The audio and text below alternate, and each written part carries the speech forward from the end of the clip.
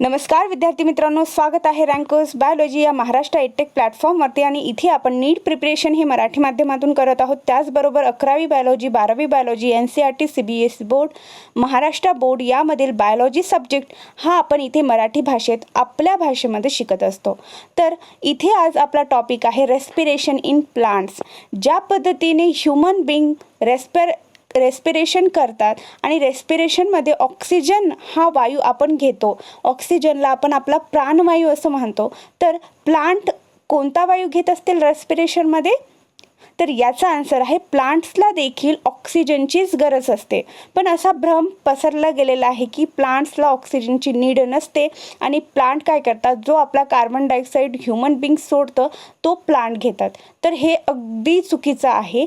Respiration करण्यासाठी प्लांटला सुद्धा ऑक्सिजनची गरज असते, कारण जे लिव्हिंग ऑर्गॅनिझम आहे, मग त्यामध्ये प्लांट असू द्या की ॲनिमल्स असू द्या, ते आपले एनर्जी गेन करण्यासाठी ऑक्सिडेशन करत असतात, म्हणजेच एनर्जीचं फॉर्म करत असतात। आणि ती एनर्जी गेन करण्यासाठी ते काय करतात, तर ज्या पद्धतीने प्लांट हे ऑटोट्रॉप्स आहेत, ऑटोट्रॉप्स म्हणजे ते स्वतःचं अन्न स्वतः तयार करतात, तर ते फोटोसिंथेसिसच्या मदतीने स्वतःचं अन्न तयार करतात, म्हणजेच एनर्जी गेन करतात।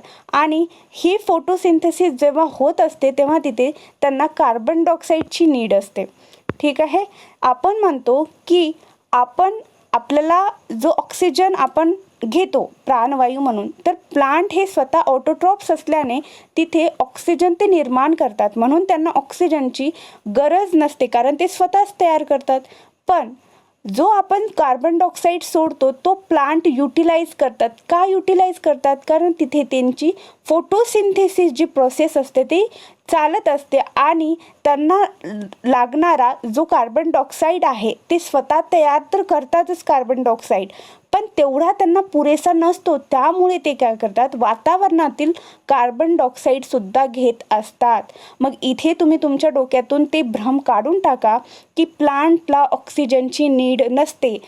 तर हे एकदम चुकीचं आहे। ज्या पद्धतीने ॲनिमल्सला, ऑर्गॅनिझमला, ह्यूमन बीइंगला ऑक्सिजनची गरज आहे, त्याच पद्धतीने प्लांट्सला देखील ऑक्सिजनचीच गरज आहे। तर हा डाऊट तुमचा क्लिअर झाला असेल तर पुढे जाऊया। जेव्हा आपण रेस्पिरेशन पाहतो प्लांटमध्ये, तर तिथे रेस्पिरेशन हे 2 टाईपचे होते। कोणत्या टाईपचं होते? 2 टाईपचं होतं। त्यामध्ये रेस्पिरेशन आहे ते एरोबिक रेस्पिरेशन आहे आणि ॲनएरोबिक रेस्पिरेशन होत असतं। ठीक आहे, तर एरोबिक रेस्पिरेशन काय आहे, ॲनएरोबिक रेस्पिरेशन काय आहे? तर हे रेस्पिरेशनमधून एनर्जी फॉर्म होत असते। एनर्जीज म्हणजे ATPच्या फॉर्ममध्ये इथे एनर्जी फॉर्म होत असते। तर यामध्ये आपण आज पाहणार आहोत इथे जी ग्लायकोलायसिस आहे। ग्लायकोलायसिस जे होतं प्लांटमध्ये, जे की काय आहे, त्याची रेस्पिरेशन प्रोसेसमधील एक प्रोसेस आहे। ती कोणती आहे? तर ॲनएरोबिक कंडिशनमध्ये ही प्रोसेस पार पडत असते, म्हणजे जिथे ऑक्सिजनची रिक्वायरमेंट नाही। Without the help of oxygen इथे काय केलं जातं, ग्लुकोजला ऑक्सिडाइज केलं जातं पार्शली, आणि त्यामुळे ही ग्लायकोलायसिस प्रोसेस आपल्याला इथे जाणून घेणं अतिशय महत्त्वाचं ठरणार आहे। तर ग्लायकोलायसिस इथे आपण आज आपला टॉपिक आहे आणि तो आपण पाहणार आहोत। ज्या पद्धतीने तुम्ही इथे हेडिंग पाहता ग्लायकोलायसिस, यामध्ये 2 वर्ड्स आहेत। आपण या वर्डला ब्रेकडाऊन करूया। इथे लायसिसला वेगळं घ्या आणि ग्लायकोला वेगळं घ्या। लायसिसचा अर्थ असतो ब्रेकडाऊन। लायसिसचा अर्थ काय असतो? ब्रेकडाऊन।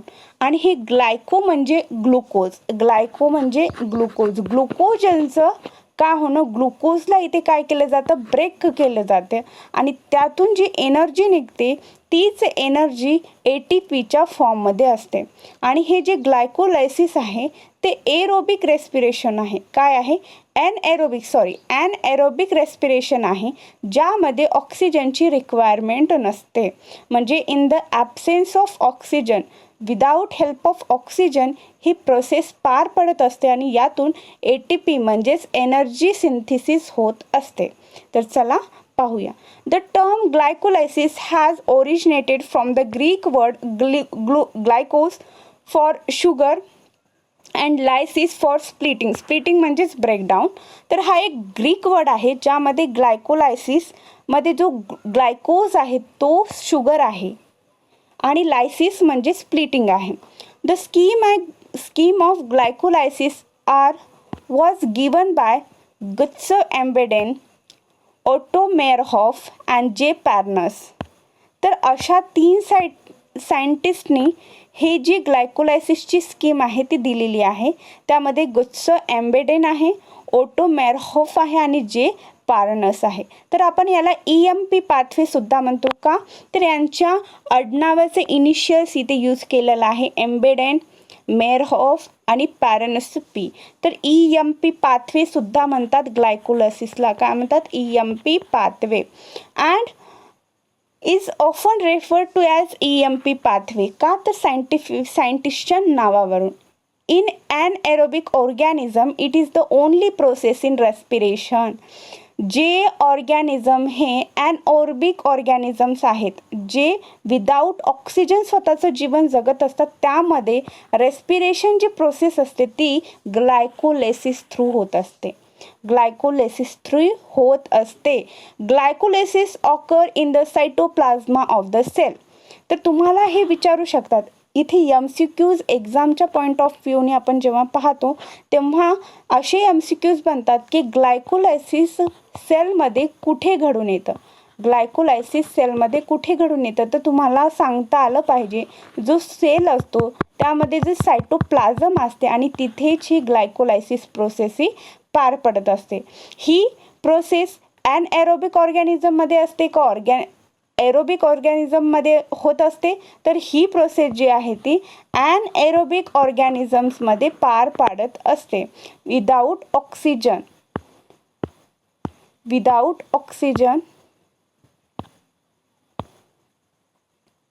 ही प्रोसेस कोणत्या ऑर्गॅनिझम पार पाडते तर ही प्रोसेस ॲनएरोबिक ऑर्गॅनिझममध्ये रेस्पिरेशन प्रोसेस म्हणून पार पडत असते.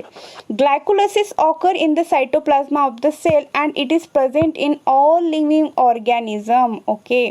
In this process glucose undergoes partial oxidation to form 2 molecule of pyruvic acid. तर हे ग्लायकोलायसिस प्रत्येक ऑर्गॅनिझममध्ये पार पाडत असते. आपल्या सुद्धा सेल ऑफ सायटोप्लाझ्मामध्ये हे ग्लायकोलायसिस पार पडतं. पण स्पेशली ॲनएरोबिक ऑर्गॅनिझममध्ये रेस्पिरेशन कोणत्या प्रोसेसने होते तर या ग्लायकोलायसिसच्या प्रोसेसने होतं. ठीक आहे. In the process glucose undergoes partial oxidation. तर हे ग्लुकोजचं कंप्लीट ऑक्सिडेशन होत नाही तर पार्शियली ऑक्सिडेशन होतं आणि पार्शियली ऑक्सिडेशन झाल्यामुळे ते काय फॉर्म करतं तर ते पायरुव्हिक ॲसिड फॉर्म करतं आणि 2 molecule of pyruvic acid form करतं. ठीक आहे. तर या ग्लायकोलायसिसचं एंड प्रोडक्ट काय आहे तर पायरुव्हिक ॲसिड आहे आणि ते किती 2 मॉलिक्यूल ऑफ पायरुव्हिक ॲसिड. किती 2 molecules of pyruvic acid is form the process of a glycolysis. In plant, this glucose is derived from sucrose which is the end product of photosynthesis. आणि हे जे glucose आपण आता ग्लायकोलायसिसला काय होतं glucose हवं असतं ब्रेकडाऊन करण्यासाठी. इथे जे रॉ मटेरियल आहे ते ग्लुकोज लागतं पण प्लांटमध्ये सुक्रोज असतं. तर ह्या सुक्रोजपासून ग्लुकोज आधी तयार करतात आणि त्या ग्लुकोजला नंतर ब्रेकडाऊन करण्याचं काम करतात आणि तिथून काय मिळतं तर पायरुव्हिक ॲसिड मिळतं. ठीक आहे. तर तुम्हाला असं विचारू शकतात ज्या पद्धतीने आपल्या शरीरामध्ये ग्लुकोज असतं कार्बोहायड्रेट असतं त्याचं काय होतं तर त्याचं ब्रेकडाऊन होतं आणि ही ग्लायकोलायसिस प्रोसेस पार पडत असते कुठं सेल ऑफ सायटोप्लाझ्मामध्ये. पण प्लांटमध्ये ग्लुकोज डिरेक्टली मिळत नाही तर ते सुक्रोजच्या फॉर्ममध्ये असतं. या सुक्रोजला ग्लुकोजमध्ये कन्वर्ट करावं लागतं आणि त्यानंतर ही ग्लायकोलायसिसची प्रोसेस सुरू होते which is the end product of photosynthesis. आणि हे सुक्रोज कशाचं एंड प्रोडक्ट आहे तर ते सुक्रोज आहे फोटोसिंथेसिसचं एंड प्रोडक्ट आहे. ओके. और फ्रॉम स्टोरेज कार्बोहायड्रेट आता प्लांटमध्ये सुद्धा जे कार्बोहायड्रेट स्टोअर आहेत त्याच्यातून सुद्धा आपण एक्स्ट्रॅक्ट करू शकतो ग्लुकोज. ज्या पद्धतीने आपल्यामध्ये कार्बोहायड्रेट असतं आणि त्यापासून आपण ग्लुकोज तयार करतो त्या पद्धतीने सुद्धा प्लांटमध्ये होऊ शकतं. Sucrose is converted into glucose and fructose by the enzyme invertase and these two monosaccharide readily enter the glycolytic pathway. तर इथे काय म्हणलं गेलेलं आहे, जे सुक्रोज आहे ते कन्वर्ट आपल्याला कशामध्ये करायचं आहे, ग्लुकोजमध्ये. तर ग्लुकोजमध्ये का करायचं आहे कन्वर्ट, हे रिझन तुम्हाला कळालं आहे का? मी आत्तापर्यंत कितीतरी वेळा रिपीट करत आहे की ग्लुकोजचंच यूज होतं. रॉ मटेरियल या ग्लायकोलायसिसचं काय आहे तर ग्लुकोज आहे.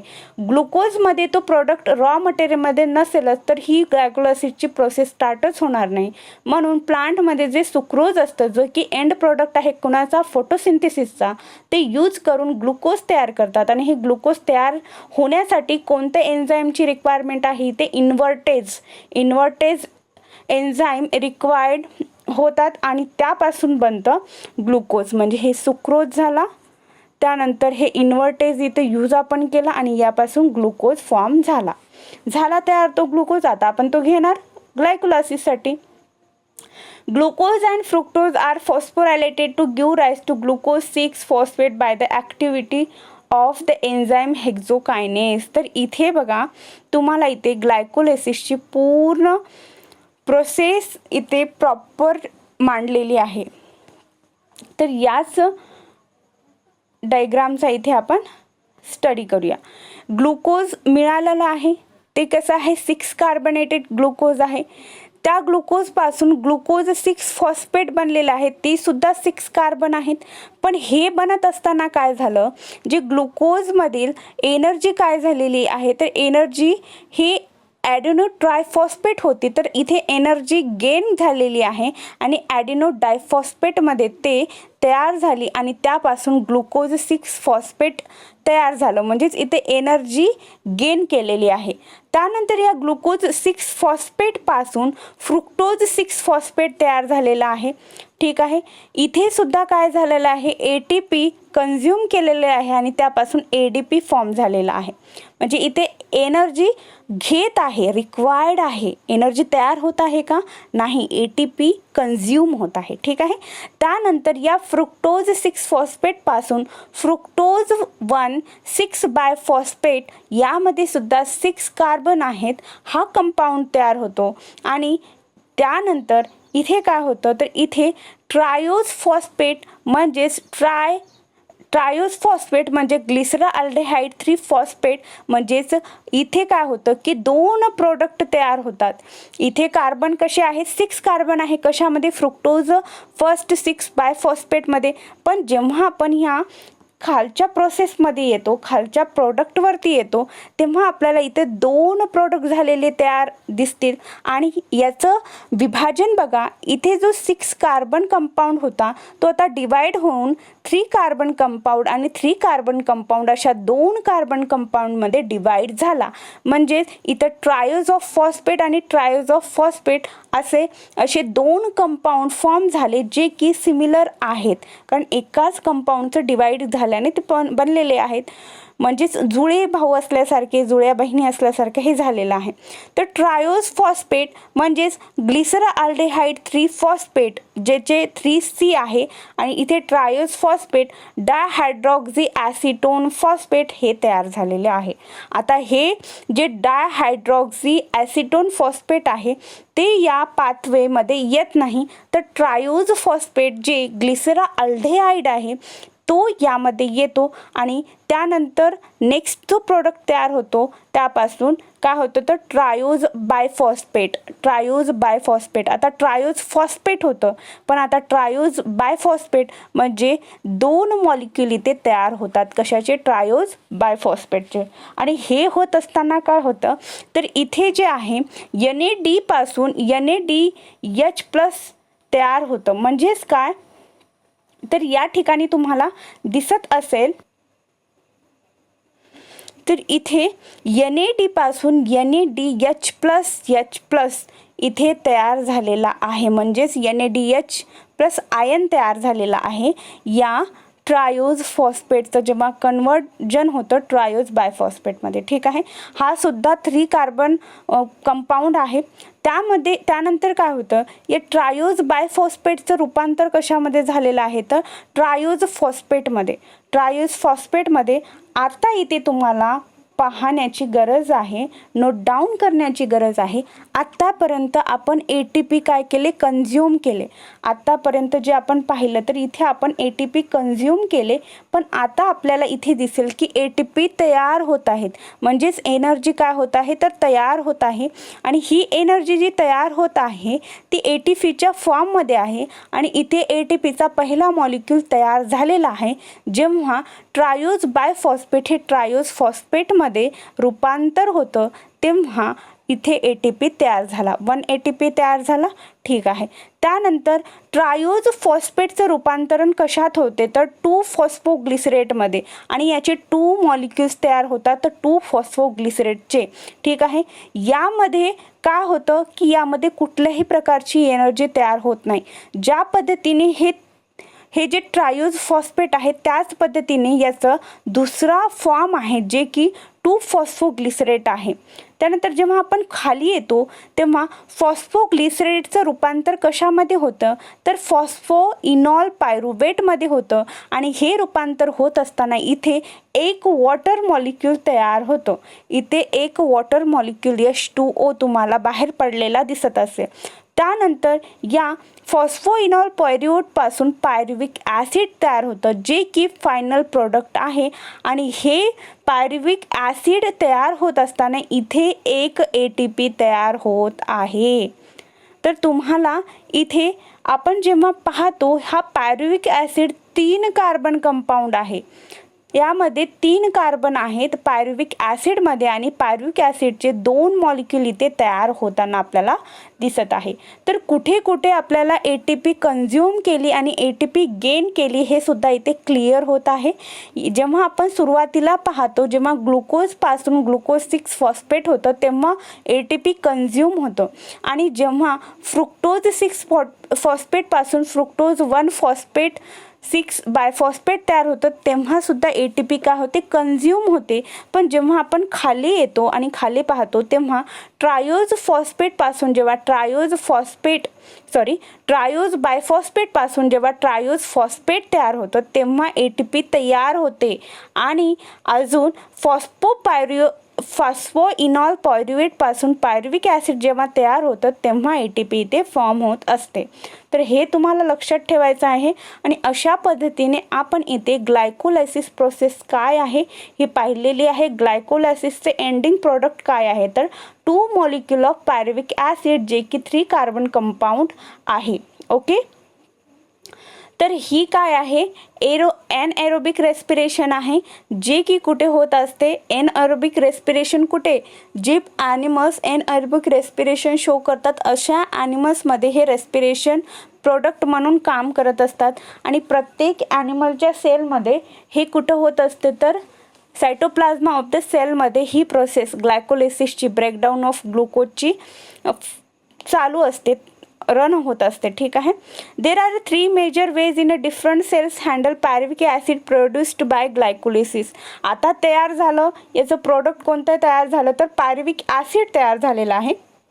2 मॉलिक्यूल ऑफ तुम्हाला असं विचारू शकतात की ग्लायकोलायसिसचं जे एंड प्रोडक्ट आहे ते कोणतं आहे तर तुम्हाला सांगता आलं पाहिजे पायरुविक ॲसिड आहे. आणि हे पायरुविक जे ॲसिड आहे ते किती मॉलिक्यूल आहे तर याचे 2 मॉलिक्यूल आहेत जे ग्लायकोलायसिसमध्ये तयार झालेले आहेत. These are lactic acid fermentation, alcoholic fermentation and aerobic respiration. Fermentation takes place under the anaerobic condition in many prokaryotes and unicellular eukaryotes. म्हणजेच जे प्रोकॅरियोट्स आहेत म्हणजेच किंगडम जे मोनेरा येतं त्यानंतर युनिसेल्युलर युकॅरियोट्समध्ये किंगडम प्रोटिस्टा येतं. For a complete oxidation of glucose to CO2 and H2O, however organisms adopt Krebs cycle which is also called aerobic respiration. This requires O2 supply. तर यानंतर काय होत आहे, ही काय आहे, ॲनएरोबिक रेस्पिरेशन होण्याची प्रोसेस आहे ग्लायकोलायसिस. आणि त्यानंतर फर्मेंटेशनसुद्धा आहे जे की ॲनएरोबिकच आहे, ॲनएरोबिकच रेस्पिरेशन आहे. आणि एरोबिक रेस्पिरेशन जे होतं ज्यामध्ये ऑक्सिजनची नीड असते ते कशामध्ये होतं तर ते क्रेब्स सायकलमध्ये होतं. आता क्रेब्स सायकल कुठे होते तर क्रेब्स सायकल ही मायटोकॉन्ड्रियामध्ये होत असते. ओके, मायटोकॉन्ड्रियामध्ये ही क्रेब्स सायकल होत असते आणि ही एरोबिक प्रोसेस आहे, म्हणजे इथे ऑक्सिजनची रिक्वायरमेंट आहे. तर या क्रेब्स सायकलमध्ये जे रॉ मटेरियल यूज होतं ते काय असतं तर ते असतं हे जे ग्लायकोलायसिसपासून एंडिंग प्रोडक्ट जे आहे म्हणजेच पायरुव्हिक ॲसिड. याच पायरुव्हिक ॲसिडपासून काय बनतं तर ॲसिटिल कोएन्झाईम बनतं आणि हेच ॲसिटिल कोएन्झाईम नंतर काय होतं तर यूज्ड होतं कुठे या क्रेब्स सायकलमध्ये. तर तुम्हाला हे लक्षात आलं पाहिजे की प्रत्येक प्रोसेस ही एकमेकांना लिंक्ड असते. इथे आपण ग्लायकोलायसिस आज पाहिलेलो आहोत. यामध्ये तुम्हाला काही अडचण असेल, काही डाऊट असेल, कुठे कळालं नसेल तर तुम्ही मला कमेंट सेक्शनमध्ये नक्की सांगा. व्हिडिओ लेक्चर आवडलं असल्यास लाईक करा, शेअर करा, सबस्क्राईब करा आणि अशाच नवनवीन लेक्चर्ससाठी नोटिफिकेशन बेल प्रेस करून ठेवा. तुम्हाला यानंतर कोणता टॉपिक इथे शिकायला आवडेल ते सुद्धा तुम्ही कमेंट सेक्शनमध्ये ड्रॉप करा, जेणेकरून मला माहिती होईल आणि मी त्यावरती नक्की व्हिडिओ घेऊन येणार आहे. Thanks for watching me. Stay tune with me.